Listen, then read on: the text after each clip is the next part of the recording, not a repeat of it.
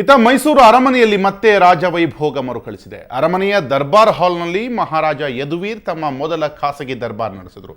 ರತ್ನ ಖಚಿತ ಸಿಂಹಾಸನಕ್ಕೆ ಪೂಜೆ ಮಾಡಿ ಅಲಂಕರಿಸಿದರು.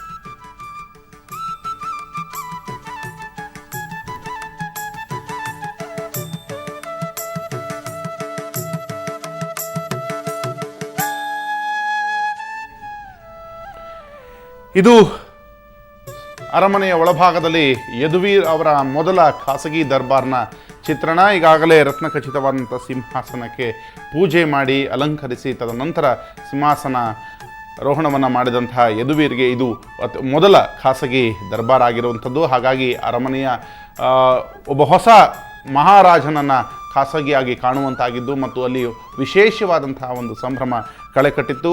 ರಾಜ ಪೋಷಾಕು, ರಾಜ ವೈಭವಗಳ ನೆನಪುಗಳು ಮತ್ತೆ ಮರುಕಳಿಸುವಂತೆ ಇವತ್ತಿನ ಖಾಸಗಿ ದರ್ಬಾರ್ ನಡೆಯಿತು.